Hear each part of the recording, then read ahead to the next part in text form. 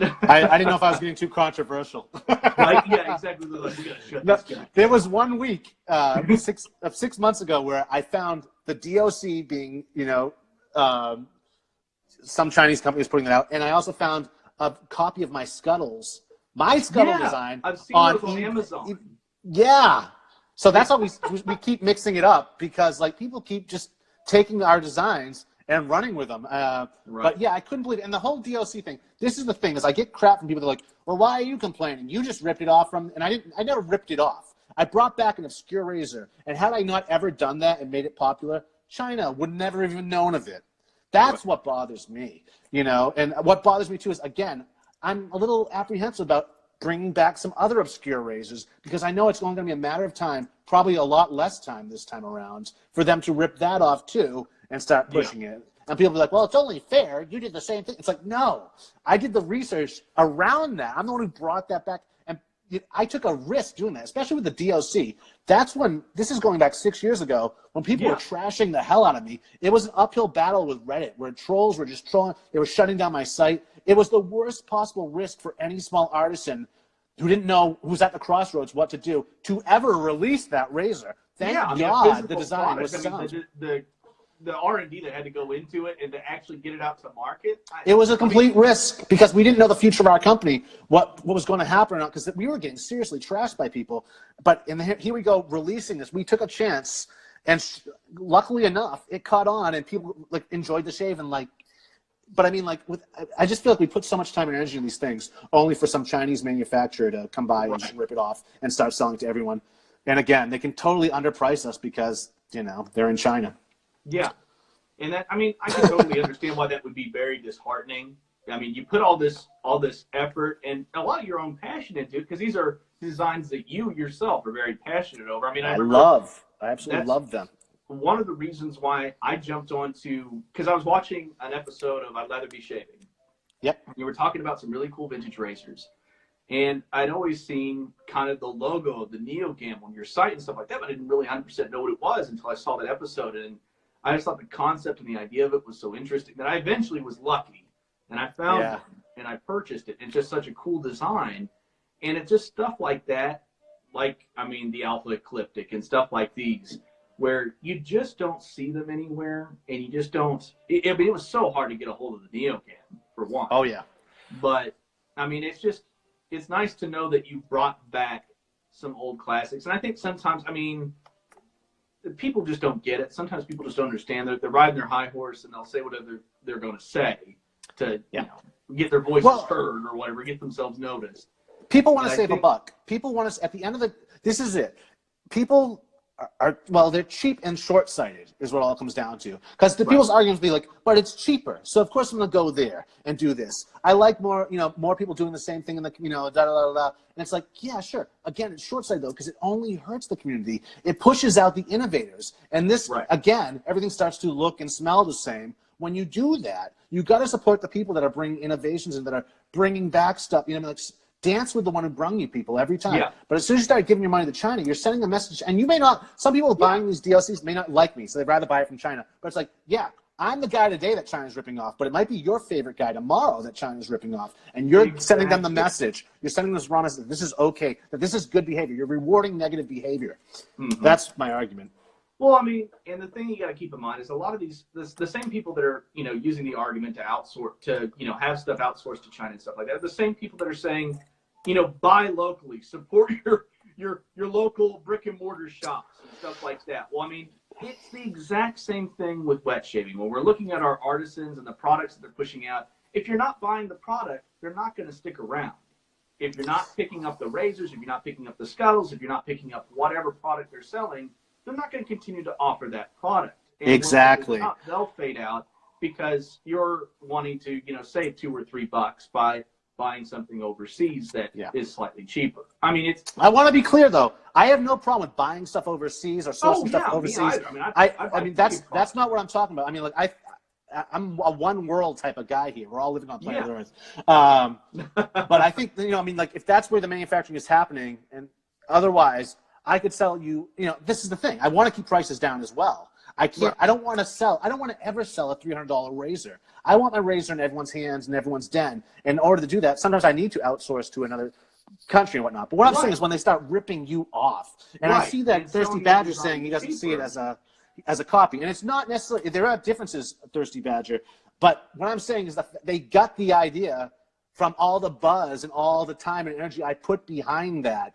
That's where it came from, and that's what bothers me. It's like, just change it up a little. Their top cap is the same design, the same gaps in the reservoirs, the same amount of teeth. Like, I mean, they didn't change it up too much, and I think it's because they were working by a photograph of mine rather than actually the razor in hand. So their clasps, their posts are a little bit different than mine.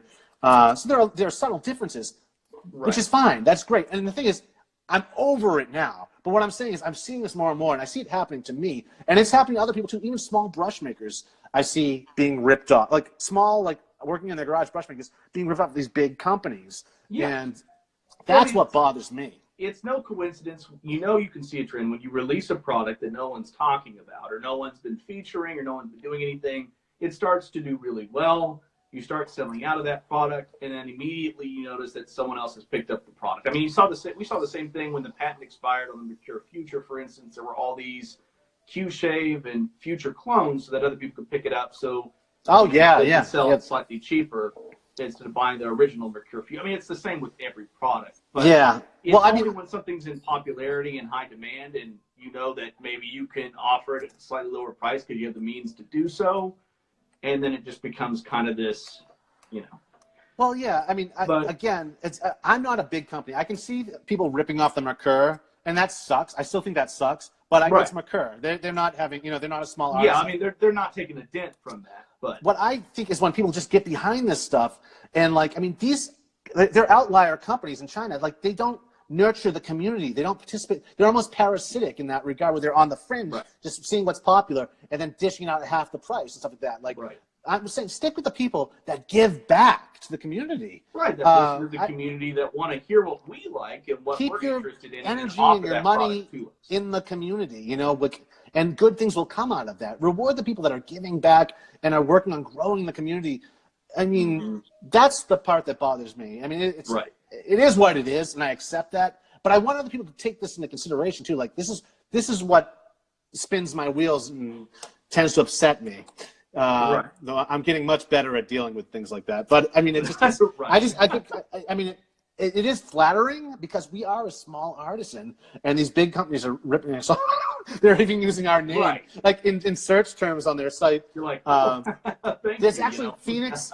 There's Phoenix dop kits I've seen on Amazon with a phoenix on it, like that come up when you search our stuff, and I'm not doing dop kits. Yeah, it's really fun. So we must be doing something right. So that's great, but at the end of the day, doing something right in flattery doesn't keep the lights on in the shop. Keep my doors open necessarily, And when that stops happening, then big shaves stop happening, meetups stop happening, shows stop happening. It's like, so just stick with the people that give back, folks, and really just solidarity. Yeah. And I mean, talking about, products that you release, I mean, like I mentioned earlier, I mean, a lot of the products that you release, a lot of these new scents, whether they're homages or they're brand new creations, like, John Frum, for instance, that are your own original ideas. It's coming. What was the motivation? What was the idea behind releasing John Frum? I mean, it's very, I mean, I've never heard the story about, the cargo cult, and the drop, the cargo drop cult and that sort of thing. So, I mean, where did that come from? It's funny, folks, because it's taken us an hour to finally get on track to the interview that we were supposed to be doing. Right?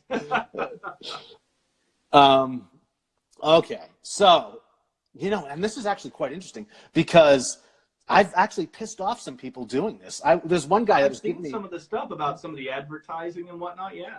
Oh, not even the advertising, just John Frum in general. Some guy was like going after me, like, "Why don't you use Jesus as he's more popular than John? John, if you want to make fun of religions and da da da." People. Woo. Oh, he's like, if you want to make fun of religion, go with da da da. And he's like, you got heads on sticks in some of your ads and da da da da. Well, I'd like to see your head on a stick. There's one guy, and it's like, dude.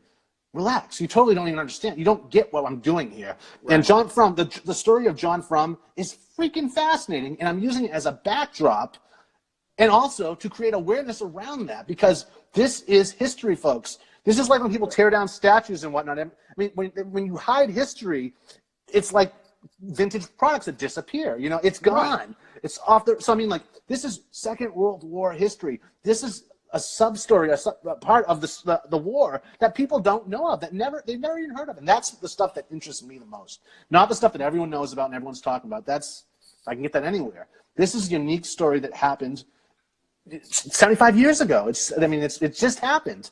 And it's such a unique, interesting story, and says so much about humanity in itself. Like, I mean, this didn't happen on Tana. This happens everywhere. I mean, this is like definitely. Sociologically, anthropologically, this is an awesome thing that's happened, and that happens every day still. So that's what I wanted to do. Is I really wanted to I kind of like wanted to pull people in with the World War II imagery, and then go, but wait a minute, you know, and like a haiku. You know, a haiku, it's like you get this little piece of info right here, but then all of a sudden it hones in on like what it's about.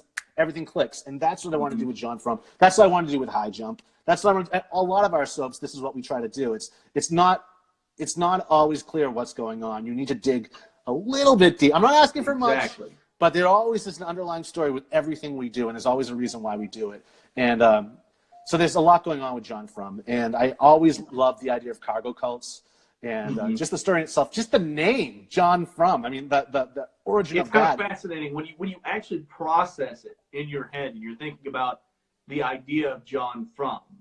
And you're like, well, I could totally see that conversation going down in my head. That I myself am just this, you know, American airman or whatever, just walking up to this indigenous group of people that have never seen or interacted with me before. And I start introducing myself. And then they take this as, oh, this person's the one that's providing all of these goods, and all they hear is, oh, I'm John from Connecticut, but they just cut it off at John Frum. It could have just came out as John Frum, and the soldier introducing himself was called away, like someone's calling, I'm John Frum, pull out of the conversation, and then walked away, and that one guy, he went back to the tribe and told them, and like, so I mean, like that's awesome. I mean, like, that blows my mind how viral these little, you know, crumbs are in history.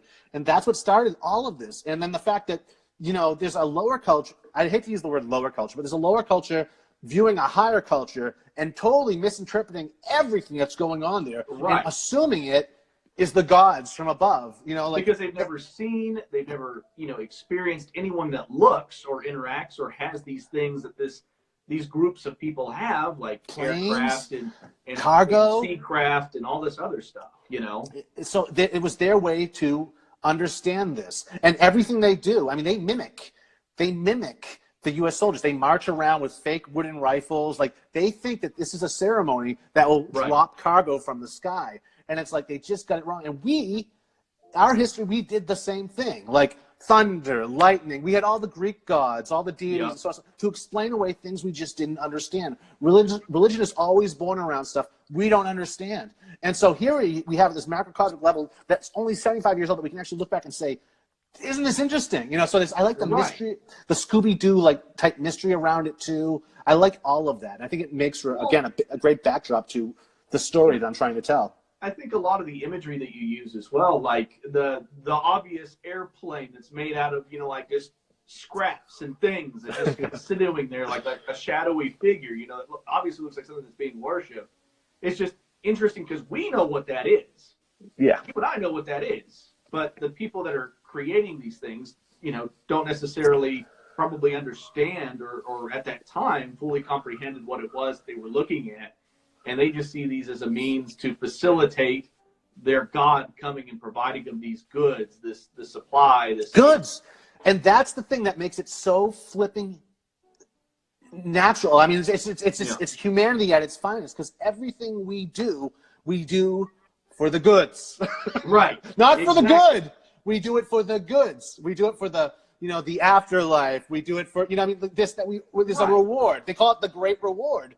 that's cargo, you know. So I think it's really, we're looking at us. And that's the great, I mean, documentary film too, no matter what documentary you're ever watching, what makes a documentary film so good is it's the humanity, it's the human experience behind it, like the people behind it. That's what we're really watching, and, you know, and for me, I find it fascinating. I don't know how it is for everyone else. So I can see how people will get confused by what I'm doing, but when they get offended and totally, like, don't listen to me when I defend myself saying, no, man, that's not what they're not listening. They're still, you're trying to portray a story. You're trying to involve everybody in a story about a group of people that none of us probably would have heard of or known about or stumbled across otherwise.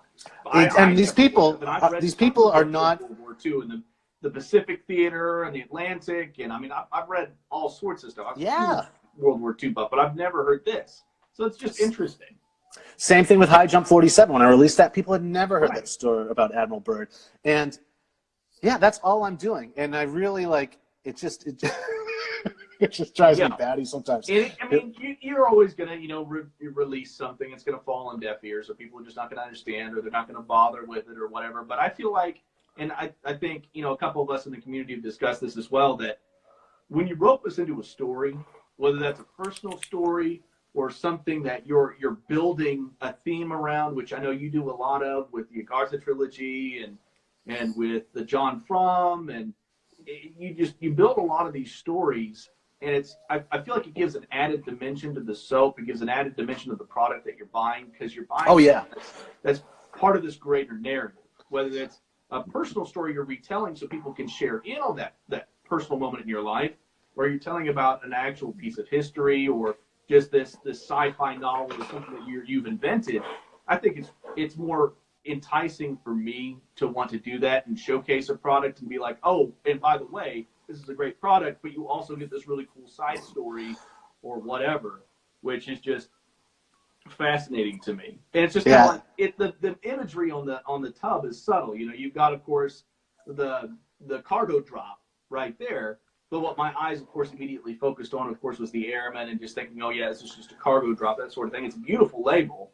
But then you realize there's a lot more going on, kind of Easter eggs in this of a bigger picture than what you're initially being led to believe. Exactly. And I think I get upset really easy, and I forget that we are kind of unique in that way, that we built a universe and we have stories that we tell, these ongoing Easter eggs and whatnot. And that only comes because I've combined everything that I love and enjoy into my business.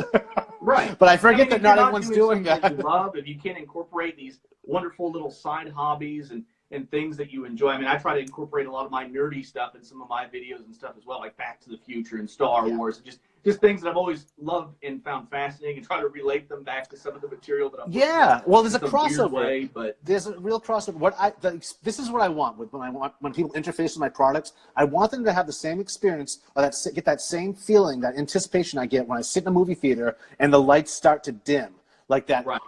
That's what I want you to experience when you open up the soap. I want it to be more than just shaving. I want it to be like all immersive. I want you in it with me, Right. I mean, I can totally relate to that, because, I've performed on stage. I've, done some, little independent films here and there, but mainly, especially with stage theater, the thing that always inspired me about it is that you're taking on this role, you're taking on this character as part of this greater story. And you put a little bit of yourself in the character to put a unique spin on it. But when you think about what you're trying to do, is you're trying to take a person that's an audience member, and they know they're coming into a theater, they know they're watching actors, but you want to do your role. You want to tell this story so well that for a minute, they cannot be in a seat in an auditorium watching a show, being performed, but they can be part of the story, that they can get out of their little reality and engage with you on stage and be overwhelmed by this, which I think is a beautiful thing. So one of the reasons why I was always drawn to acting when I was a kid, and even now in my adulthood, and that's why I go to movies too. I go there to escape things. I go there to engage and experience things I otherwise wouldn't have felt. And so I think it's nice that's bleeding into other things of my life as well, like soaps and other products. As weird as it sounds, it is. It's truly it's a shamanistic experience, like theater and whatnot. It takes a willing suspension of disbelief is what I want to create around the product. I want people in it like that. And I think when people get upset at me, they're not a fan. They've never bought from me. They're not a customer. They don't get it. They don't realize what we're trying to do here, what we've always been trying to do. They misinterpret it, much like a cargo cult, into something else. Oh, so there's that. Sorry, I was looking at the chat, and someone had asked, who does your artwork? I had wondered this myself. Like, the artwork on your labels looks very similar to the artwork that I see in a lot of your advertising, especially for John Frum. And who does that? Do you create these yourself, or do you have an artist that does these? No, I'm a graphic designer. I'm a graphic artist. Wow. I did that for years. But when it comes to designs like that, a lot of that stuff is classic, royalty-free stuff that I've picked up here and there. But I changed it up. I mixed up, and when I was in college, I was doing a lot of collage work too. So it comes off of that. It comes out of that school of thought. But a lot of times it's original designs too that I've done inside Illustrator. But right. I'll just whatever supports the narrative, and it's legal for me to use it, I will use it, and I manipulate it and make it my own. Right. Which I think is what a lot of us do. I mean, I know I do that with a lot of my videos and the kinds of intros and music that I use. You know, if it works, and you know that it's a general thing that could be used and portrayed in whatever fashion, as long as it's not unoriginal to its to the image it's trying to portray, then I think that's perfectly fine. So, but I think I've always liked your advertising and your labeling for things. I think it's really fascinating. But it comes out of all the pulp and all the sci-fi I grew up on and whatnot. Right. And so yeah, I mean, I've done illustrations, I've done graphic design. I went to a technical high school growing up, so graphic arts was my major then, and then college was theater. Right. So hey, there you go. So you see, like, so I went to art school is what it all comes down to. So it all comes out inside in these products right there. I mean, I guess that's what sets us apart as well. And we're not trying too hard. We're just being ourselves at the end of the day, and we're not really paying too much attention to what everyone else is doing. Because we don't really care. And I guess my other question as well is, I mean, it's being a big question. So we know John Frum is coming, but when? Soon. No. So here's the thing. And anyone watching right now, guys, I really appreciate your patience. Thank you so much for your patience. No one wants this to be released more than I do. However, what I'm doing differently than what I've ever done is I've built up a bigger line of products for this release. Some products are absolutely new to us that we've never done before. So each product takes its own amount of time to get done, especially when you start looking at aftershaves and EDPs and stuff. Perfuming is now needed. That stuff, it's done when it's done. There's especially when you're working with different naturals or different scent molecules for the first time, I don't know how they're going to behave or when they're going to finish doing what they need to do before it'll be done. So when everything's done, that's when it's done. That's why I never put a date on any of my stuff. I don't do like pre-sales. I don't do calendar releases, any of that jazz, because I'm always waiting for something to get done. And I don't. Right. Because what'll happen if I do set a date for something, I'm releasing this July 10th. July 10th, my car will die. July 10th, like there's something that will happen. And some freak accident of nature will happen and cause that no one will understand. And then I start getting all the hate mail, and I get this is why I don't do limited editions anymore, because I used to get all this hate mail after the fact, and and it's like, fine, so. Yeah. So I just don't like to do that because it always bites me in the butt. So, and it's taken me years to figure that out. And I mean, you said, I know we have other themed products with it, like the air fresheners, and we've got the shirts. Are you going to be doing an EDP for John Frum? Yes. Yes. Yes. Oh yeah. You're gonna get. You're gonna get that in more. Strength, but I mean, if I could also have an EDP in it, that would be. I should probably. I've heard people compare my aftershaves to other people's aftershaves all the time, and I think that's unfair for people to do because I don't make aftershaves. I make aftershaves colognes. Yes. And people always stop at aftershave. I started thinking maybe I should put cologne in front of aftershave, so people start just calling it cologne. But so there's a little bit of an advantage there in relation to what other people are doing. A lot of other people are doing are just straight up classic aftershaves, and that's great. But I intentionally, since day one, I've been doing aftershave colognes. So it's got all the classic ingredients of an aftershave, but the all-day staying power of a cologne. Right. So it's like a 2-in-1. So to compare it to anyone else, is just, again, I don't think it's fair to do. And I just wanted to get that out there because I see people confusing that all the time. I mean, I completely agree with you. That's one of the things. That's one of the reasons why I find myself coming on and using this outside of a shave. You know, especially with the aftershaves and colognes, I'll usually just carry around maybe like a little atomizer in my pocket. So if I'm going out to an event and I just want to spray on a little bit more, I'm not using it as in the aftershave aspect. I'm using it as a cologne. I'm using it as something to, you know, share that fragrance with those in my immediate vicinity because I like it, and other people, I've not heard anybody that did not like this. I know Tiff, for instance, as soon as I applied this, I mean, the day that you sent it to me, I was actually we were all going out on a date, me, her sister, and et cetera, to a nice dinner, and I was like, you know, I'm going to go ahead and throw some of this on, and she absolutely loved it, and even her sister commented on it, and I've gotten a lot of compliments on it since, and I don't have a lot of musk-forward scents, and this is very nice.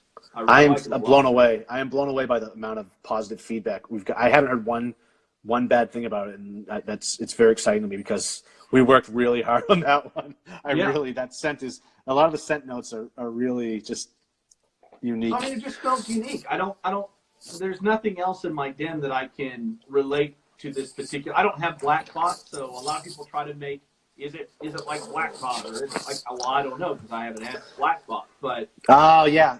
I will say for anyone watching that has that question in mind, they're both at different ends of the musk spectrum. Right. So where black bot would be the color probably black, this would be the color white, you know? So it's like, there's a lot more dimension to John Frum than there is black bot. Black bot is awesome, and it's pure musky awesomeness. But John Frum has got all these different supporting actors in there as well that come and go throughout the day. And, you know, and I want to make this announcement too. I've never done this before, but I'm doing a solid cologne for this release too. I've never made one. Yeah. Thank you. I've had people ask solid colognes. Crazy. I've been getting requests for years, and this is always my answer when people ask me, why don't you do solid colognes? I go, well, because they're for little girls and hippies. And I've always said that, but and I need to apologize to people right now for that. Like, I'm wrong. Right. I was really wrong about that. And the thing is, I just had it in my mind all wrong. And this is the thing. My sister, I remember growing up, and my sister had a doll that came with solid perfume. So there you go. That's the little girl part. And then the hippie part, I know, because I was a hippie. I might still be a beatnik in some regard. A beatnik more than a hippie. But hanging out in the New Age shops, you would see solid perfume in these like soapstone containers. They were carved. They were really cool. So that's my relation to it. So I was like, and then I was like, well, what's the staying power of that? Is it really perfuming? Right. I was so wrong. And I came onto this. The light shone on me one day when I discovered it in my bathroom. I had a book on solid perfumes this entire time. And what happened there is when I first started perfuming years back, I bought every book out there on it. I bought books in French too. I bought books across the spectrum in relation to perfuming. Some were actually old apothecary books too. But I bought one accidentally on solid perfume. I remembered it after that. I was like, oh yeah, I bought this. All I saw was the word perfuming. So I bought it. When it came in, I tossed it to the side.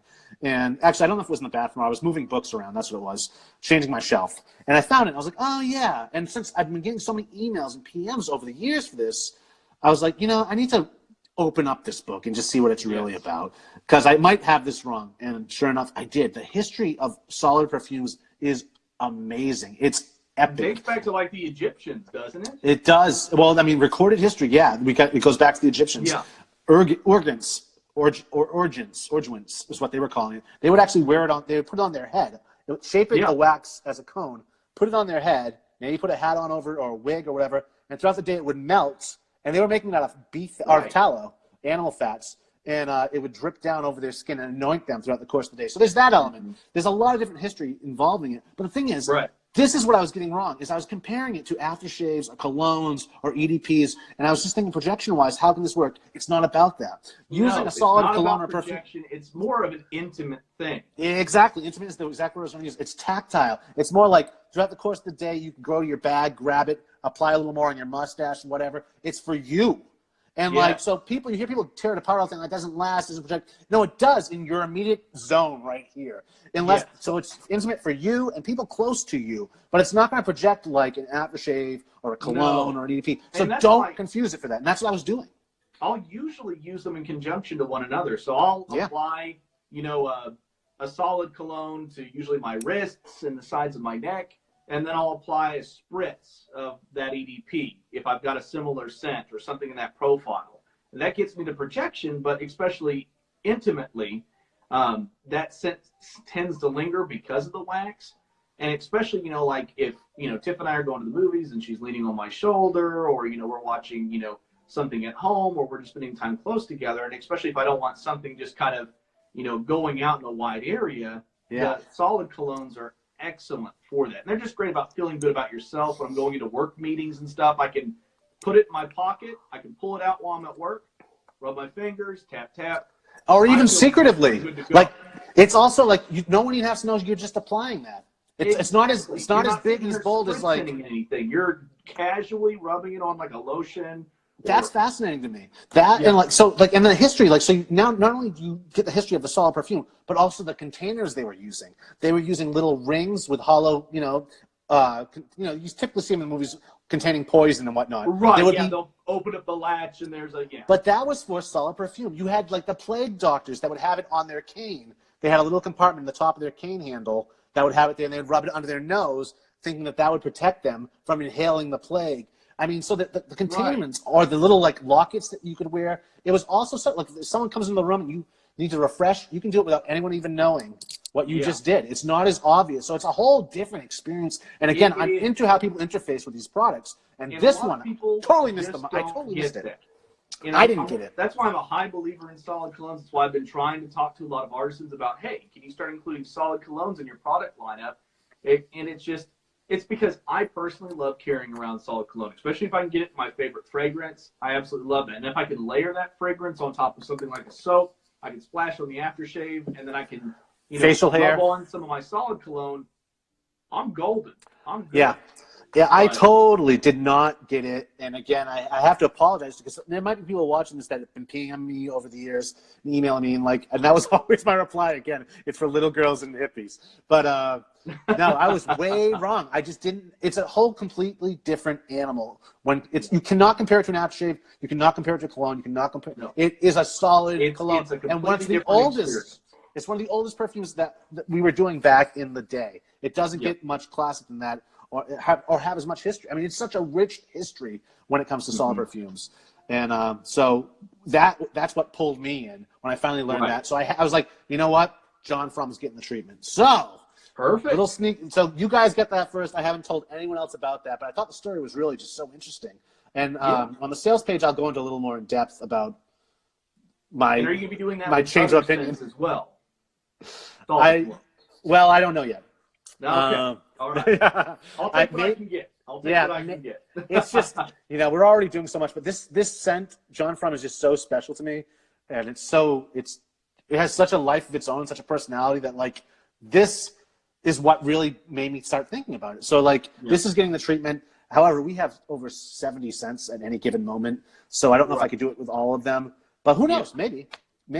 I don't ever want to say no to anything. Because I'll say no now, and then next week I'll be doing it. As we just found out about solid perfumes. So never again. I need to have an educated opinion before I open up my mouth. This is a lesson I need to learn over and over again, and that's what it was with solid perfumes. I knew too little about it to be talking the way I was about it, and and that's just a lesson was learned. That was a big lesson. I got to stop doing that. Well, I mean, we've talked about that. The wet shaving community, and just I think that extends to the fragrance community and stuff as well. You learn as you go. You think you hate one thing, and then you find out you absolutely love it and can't live without it the next minute. So it's a learning process, even for those of us that have been around for quite a while. There's always something new. This not only affected the way I think about stuff, it affected me as a perfumer too. This was part of the education that I was missing. This is the foundation. It literally is the foundation of perfuming that I didn't even think, I thought I did not have this. This is the thing about solid perfumes too to consider or to keep in mind is unlike the way an aftershave or EDP projects, it'll project out and then slowly the top notes, or not even slowly, fast. Typically the top notes disappear fast. Right. Heart notes a little bit slower than that. You're left with the base notes the longest. Everyone knows this. Yeah. With a solid perfume, you're getting it all at the same time, like the Play-Doh Fun Factory. It's all coming out consistently because the oils and the butters in there are retaining the top notes longer. Yeah. So they're not living the same life that the top note typically would. You're not getting the same in the different matrix dry down that you would with a typical there is no dry down. That's the thing. Right. Is there's no alcohol involved. So that's what I'm saying. It's a whole the fact that I can as a perfumer create a scent. This is the scent I want. This is the scent I created. And know that's what's going to continue. Yes. That is awesome, being able to, because you try to do that with fixtures here or there, or you try to work around that, knowing how something's going to decay. But with this, it's like, oh my God, I give my creature life, and it keeps going and going. Right. And it's solid. That's amazing. A completely different matrix is what this took. So again, it was a complete eye opener. And as a perfumer, it's fascinating. It's really, I again, to anyone whose feelings I ever hurt, I apologize. I'm sold now. I'm sold. I really I love this kind of stuff. I mean, I'm glad you're on board with the solid colognes because, like I said, I've been a big fan of solid colognes since I first started fiddling with them. And then just their practicality, their concealability, where I can carry them. It's a lot easier than carrying around even a small atomizer with you. Yeah, exactly. And stuff that's what when you started talking about atomizers, that's when I was like, oh yeah, I got to tell them about the solid because that's even better. Yes. You know what I mean? An atomizer is great if you want to project that, but if it's about a pick me up, that's the thing about the solid. It's almost again, it's an intimate experience. You want that smile on your face. You want that. For anyone that walks by a soap in their bathroom and has to open up the lid every time and take a sniff, put it back down, and then walk out of the bathroom. If you're one of those people that sniff soaps or sniff your knot brushes when you walk by them, because we all do that. Right. Solid cologne is definitely for you. That's exactly what it's all about. It's in your pocket. You can open up anytime, and you can apply it underneath your nose, underneath your neck. It's right there. It's awesome. And I mean, it's coming in John from. It's going to be absolutely fantastic. Yes. The Sicilian Cedrat inside that lasts even longer, and that's unusual for a cologne or perfume. And the interesting thing about Cedrat is being a citrus fruit related to the lemon. A lot, in fact. It doesn't. What's unique about this is it doesn't have that cleaning product lemony smell. Right. It has its own unique. It's a whole different type of lemon. It's lemony, but it's not that cleaning product lemony. So that's really, and then you notice it too when you wear the aftershave. That's it. Right. But it stays there. It's it's forward. It's just magical. The solid what it does inside that matrix. It's awesome. Well, I can't wait. As soon as you announce it, as soon as you release it, I'll be all over that. Yeah, I know. I've been rocking it myself. I mean, so yeah, John Funk. I think we've had a great live shave. Was there anything in particular, or live video, joint video interview, whatever you want to call it? I think it's been fantastic. Oh, Big Shave Southwest. You wanted to close out with the Big Shave Southwest or anything like that? Yes, the Big Shave Southwest, folks. It's coming. We are 37 days away right now. And anyone who can get the time off to come, it's free admission. It's an 8-hour show. It's 10 to 6. Flip that. There's so much going on around it. I mean, it's all about, every meetup is about the days before the meetup because people tend to show up earlier in the week. Right. And historically, we've never had anything set to do. We just kind of make things up as we go along. But this year we're setting up excursions, I'm calling them, because Tombstone, where I'm going to be your tour guide. I've been selling tickets for the bus that's taking us down there.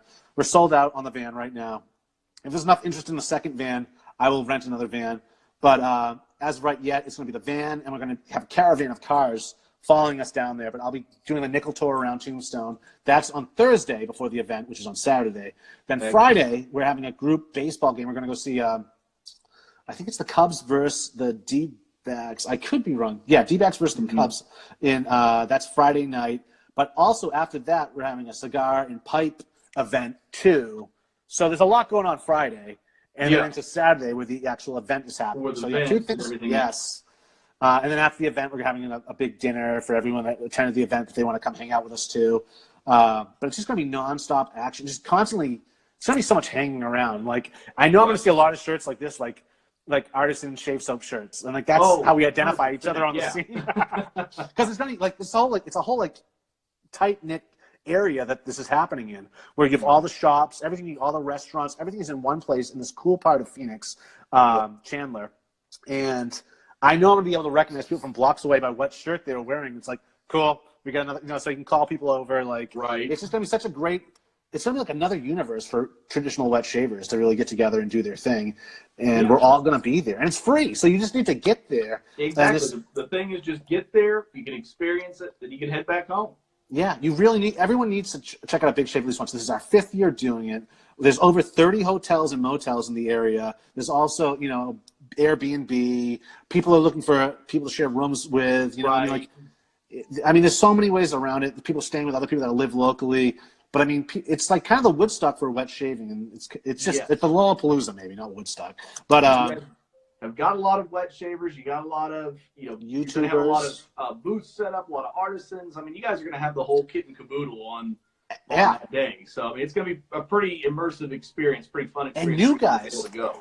There's a lot of new artisans too, and new people in general. Like, it's gonna be so cool because it's not gonna be your same old. Like, and that's the cool thing about the Big Shave is it's always. Everyone's invited. So you always get like these people that you've never even heard of there. So I'm looking forward to like the new vendors, new artisans. We're going to have live demos, people turning handles, 3D printing, in fact. Just whatever people want to demo, we're going to have that going on too, because I love the behind the scenes type stuff. And I think that's another thing that kind of sets us apart. We're going to have panels going on all day, live panel discussions like this, like a round table almost. And I mean, if you guys want to kind of see an example of the Big Shave Southwest, there's the video on Razor Emporium that was a little documentary of one of the Big Shave's previous that's really good. Theheartofshaving.com. The Heart of Shaving, yes. Yeah, if you go to theheartofshaving.com, that'll take you to that video. And there was also a video from year 3 also. There was a shorter video that Razor Emporium did too. And you can see how it grows and whatnot. It's funny. There was actually people, I think it was year 3, that ended up proposing. I was part of this where they Jim Judy proposed to his now wife, Stephanie, on stage in front of one of the panel discussions. I was part of it though. I kind of totally set up Stephanie. She had no idea what was going on. But I ended up marrying them a year later. That's the picture. Okay, because I did see a picture where you were like the priest. Yes, yeah. And so it was like it went full circle, but it was real. So I mean, like, so much is like happens at these events. It's like such a cool it feels like a big family reunion, even though a lot of these people we've never met in real time before, or real life. So I mean, it's nothing like it. It really is it's just a good time, and I really think everyone, if you can make it, because it supports the event, and it grows bigger every year, and we end up somewhere else each year, and I'm just really stoked about it and want everyone to be there. It's total community run.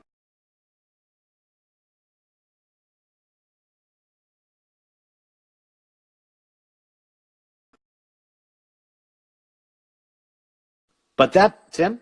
Okay, you're back. I'm still here. Sorry, the video had paused. But that's it. That's really it. I have nothing more to say about that. If anyone wants to find out more about the Big Shave Swest, just go to thebigshaveswest.com. And Swest stands for Southwest. Or you can just go to bigshavesouthwest.com. And there's information there. And I highly encourage everyone to sign up for the updates. It's front and center of the homepage. In between all the sponsors and vendors, there's a button that says Stay Updated. Hit that. Put your email in, and we'll send you a newsletter. New newsletter is coming out, I think, this weekend with updates. Wow. Yeah, so we want to keep everyone updated. The swag bags, we've sold so many. It's just, it's awesome. It's going to be a great event. Well, yeah. I really enjoyed talking with you about just wet shaving in general. John Frum, guys, keep in mind that there will be solid colognes for this, which is going to be fantastic. If you've not picked up one of these, definitely looking at getting one of these, because this is, honestly, out of my entire shave bin, this is one of my go-to scents. I absolutely love it. It's fantastic. My girlfriend loves it. I mean, everybody that's interacted with me absolutely loves the scent. So you knocked it out of the park, Doug, with this. Guys, keep in mind about the Big Shave Southwest. And thank you, Doug, so much for coming on tonight. I know we went longer than we originally intended, but we covered a lot of ground, which I think was nice. So we're thorough. We're very thorough. We are very thorough. Yes. Yeah. Indeed. No, it was a good time. I love open-ended chats I love open chats like this. I wish these guys could get in on the chat with us too. I'm sorry, guys. I really need to apologize because I think there was questions coming that we just got so caught up in what we were talking about. Right. but it wasn't intentional. A few of them, but there were definitely some questions in there. And if anyone has any follow-up questions, you can definitely throw them to me, or you can maybe even throw them directly to Doug and see if he'll he'll respond to them. Always. Yeah, I'm the most accessible person out there. If you have a question, concern, whatever, just PM me either here, Facebook, email, Douglas@phoenixshaving.com. I can talk about shaving all day long. Perfect. All right, Yeah. buddy. Well, thank you so much for coming on tonight. We might have to do this again at some time down the road. Oh, definitely. Definitely. Right on, brother. Right. Thanks for having me, Tim. Tim. Great night. And thanks again, Doug. I'll be talking to you later, buddy. Praise John Frum. Yeah, where's John from? It's coming.